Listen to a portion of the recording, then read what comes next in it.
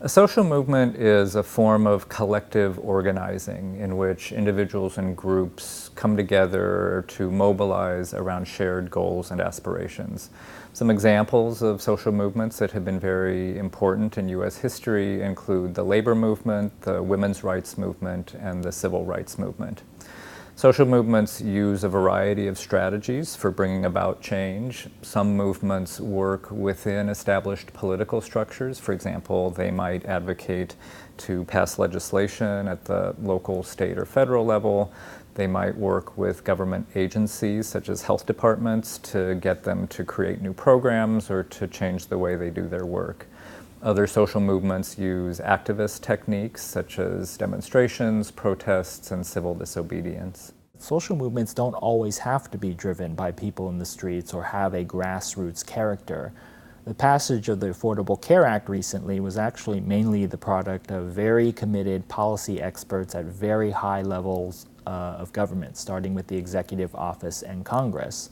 Health insurance is a very esoteric and technical issue that we know, and it's not always easy to galvanize a mass movement over, but that doesn't mean social movements weren't important to its passage. It just happened to be a social movement that was composed of people that we normally think of when we hear the word. There are a lot of challenges that arise in social movements that I think activists within social movements and people who are sympathetic to them need to keep in mind.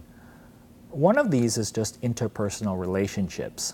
Activists are thrust together, often very suddenly, into situations, even though they may come from very different backgrounds, different class backgrounds, different parts of the country, different racial backgrounds, gender, sexuality, otherwise. And after a period of time, this can often lead to tensions between group members. ACT UP, the organization that very prominently advocated for people with AIDS and HIV in the 1980s, is one example of where these splits can occur. Later in the group's existence, lesbian members and people of color within the organization split off. They thought that their concerns were not heard as loudly within the organization, that their particular experiences were not as focused upon as they would have liked. Within ACT UP, there was a lot of tension also over the very heavy role played by credentialed middle-class white men that some people thought came at the expense of attention to other people's concerns within the movement. A second challenge is sustaining pressure. Now, movement activity, social movement activity, is often really frenetic, very active at the outset, but then it dies down often just as quickly after one or 2 years of very, very intense activity. Another example is the Occupational Health and Safety Administration, or OSHA, a huge victory for the labor movement, which had really agitated for so long for a federal agency that would provide workplace safety standards. Problem with OSHA in the past 40 years is that it's led quite a checkered existence. The resources for OSHA are not very consistent. It's chronically underfunded and very limited in how many workplace inspections it can do. And it's no surprise that this volatility in OSHA's recent existence has coincided with the decline of the broader labor movement. You need a movement and that constant movement pressure to keep issues like occupational health and safety at the forefront, otherwise they tend to disappear. A third challenge that social movements face, that activists face, is differences in strategy. I think the most common difference occurs around the question of whether to work with elites, whether to work, quote unquote, within the system or outside of it. Some health activists believe that working outside of elite structures through disruptive protests, direct action, etc., is the most effective means for social change. These activists also frequently issue very radical demands and call for huge structural changes. Others believe in working within the system, so to speak, of establishing contacts and strong relationships with people in power, officials, politicians, people who work in government agencies, etc. And there are activists who try to fuse both. ACT UP, the HIV and AIDS advocacy organization that I mentioned earlier, is an example of both these approaches.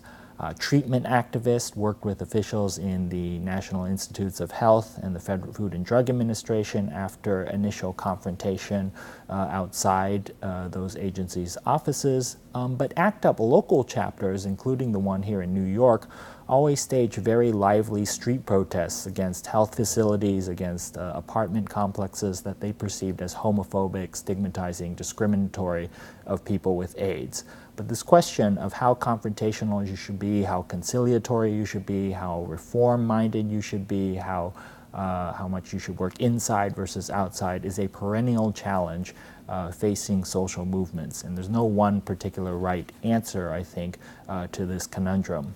These movements have a lot in common with each other and are connected in several ways. So many social movements draw their approaches and their strategies from older and more well-established social movements that came before them.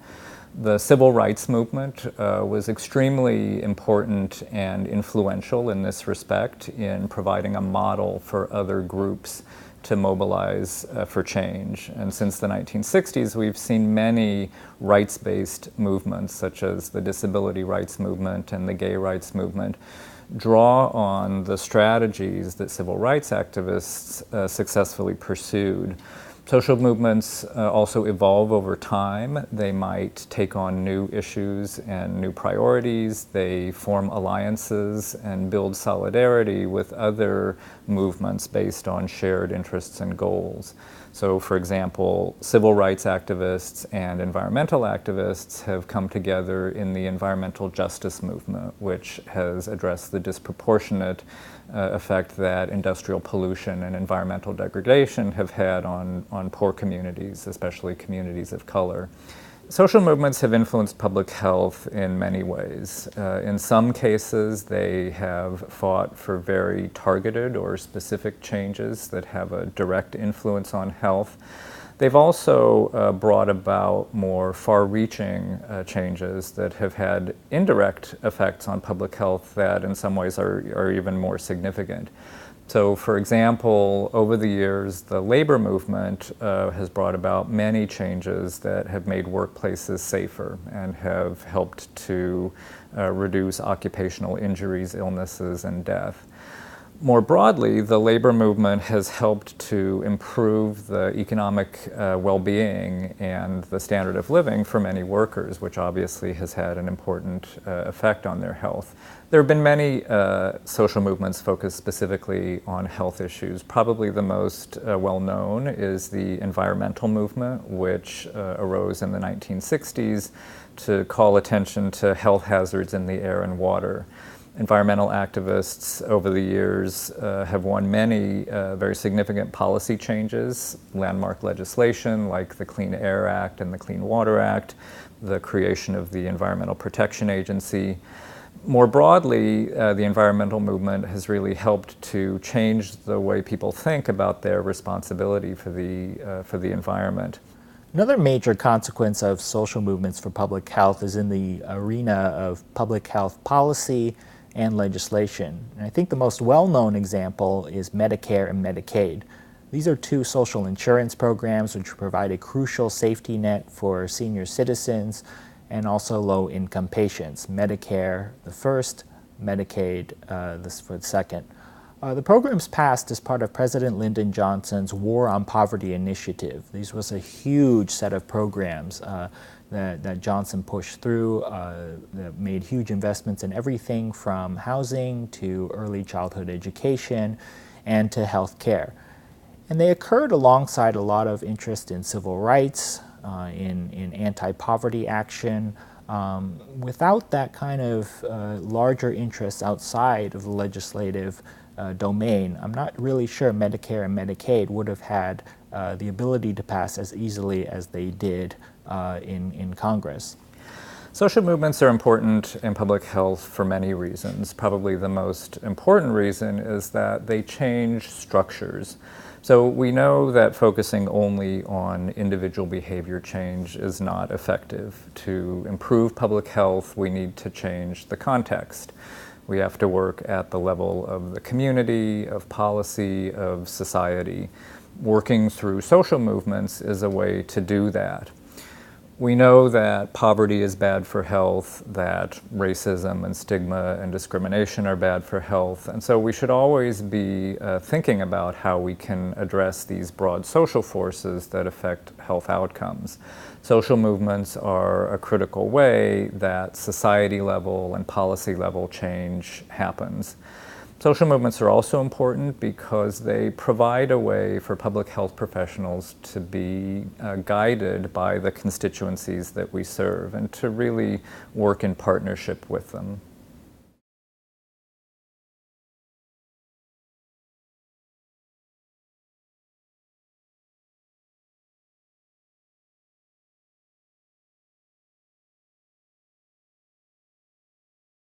I'm Peggy Shepard.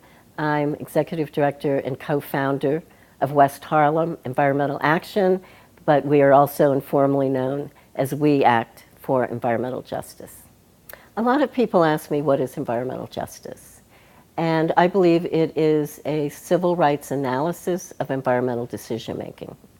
So we are talking about fighting environmental racism that has targeted communities of color for polluting facilities and a whole host of burdens, whether it's depots, sewage treatment plants, solid waste transfer stations. Depending on the region of the country, it could be cement factories and oil refineries, fracking. So there's a whole host of environmental hazardous practices and facilities that are cited in communities of color primarily and low income secondarily. And so we understand that environmental justice is working to achieve equal environmental enforcement. A lot of our communities look the way they do because laws aren't enforced. We have them, but they're not enforced. So we want equal environmental enforcement, the same that more affluent communities get. So we really look at equal environmental enforcement, equal environmental opportunity in terms of green benefits. Do we have well-resourced and safe parks the way they do in other communities? And we're looking to have equal engagement in powerful commissions and boards that decide our water rates, that decide a whole host of environmental policy issues, are people who look like me on those boards. We Act was founded in 1988, and it was founded out of community struggles around a number of environmental hazards in the community. The first was the North River Sewage Treatment Plant, which was mandated by the Clean Water Act to clean up the Hudson River, but in fact had air emissions that were making people sick. And so we began an 8-year organizing campaign to engage the community, train them on the environmental issues, the air quality issues. We worked to hold the city accountable for fixing the plant. And we also reached out at that time to the Columbia School of Public Health to help us better understand the impacts of air quality on health in our community. We've developed a theory of change that focuses on community organizing and training, community-based participatory research, so that we can ensure that we have evidence-based campaigns, also policy development and advocacy. We've also, over the years, used legal strategies depending on the particular issue. For instance, we filed a Title VI civil rights complaint against the Metropolitan Transit Authority for placing the majority of bus depots in uptown neighborhoods. At one point, out of the 7 depots in Manhattan, 6 were above 100th Street. And of course, New York City has the largest diesel bus fleet in the country. So over the years, the environmental justice movement, as well as We Act, has moved from simply stopping the bad stuff to also bringing green benefits to our communities. And in order to do that, we have to impact public policy at the local, the state, and the federal level. So we engage community residents to be their own strong advocates at the city level. We organize residents to testify at City Hall, at the City Council, for instance, on a new Healthy Homes bill that we're working on called the Asthma-Free Homes Bill. We've also taken busloads of our members. We are a membership organization. We've taken them to Albany to lobby around a number of issues of affordability of housing, safety of housing, as well as chemicals and babies' products and consumer products as well. And also, I'd say in terms of policy advocacy, in the last 2 years, we have opened a Washington office, which is our federal policy office, to focus on clean air and climate change. And so out of that federal office, we coordinate a 40-member environmental justice coalition of groups in 19 states who are focused on climate change, and our current campaign is the Clean Power Plan, because that Clean Power Plan, initiated by the federal government and the EPA, has to be implemented state by state. So we are working to train and inform and help, support the capacity of our groups in states to impact those state plans. We've had some long-term partnerships. We've worked 17 years with the Columbia Children's Center for Environmental Health, as well as the NIEHS Center for Environmental Health in Northern Manhattan. They're both at the Columbia Mailman School. And there we work to engage community residents on key environmental issues, translate some of the research into policy as well. We've certainly partnered with numbers of community organizations, whether they're health or housing organizations, here in the community as well as citywide. Some of our programs are citywide. Some are just focused here in Northern Manhattan, which is our organizing base. But we have really found that one small organization cannot make change all by itself. And so having strong partners who really provide some expertise and capacity has been really fantastic for us. We just have had great partners over the years and continue to, and it really adds value to our work. And we believe that it adds value to their work and their research as well. Back in 1988, what we were striving to do was to get the concept of environmental justice at the city agenda. And whereas that is not an accomplishment you can touch, perhaps, it is very important for government to recognize the capacity, the needs, and the value of the community voice in public policy. We've done the same at the state level as well, helping to start an Environmental Justice Advisory Council there. And of course, within the environmental justice movement, we have engaged at the federal level with the Clinton Executive Order on Environmental Justice. The EPA has an Office of Environmental Justice. Many universities have a major now in environmental justice. There probably are hundreds of books by researchers. So we've really helped to create a very strong sector. However, all of those benefits have not accrued as well to the actual grassroots organizations that have made all of this happen. Certainly at a more local level, we have been able to use research findings from the Columbia Center for Children's Health to hammer the MTA over an 18-year period of time about the impact of diesel exhaust on health. And we now have a 100% hybrid fleet.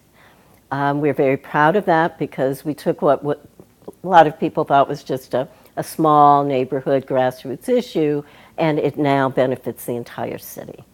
When I think about beginning my work in the environmental justice field, about 2 years after we founded WE ACT, there was a convening of 1,000 environmental advocates in Washington, D.C., and it was called the First People of Color Environmental Leadership Summit.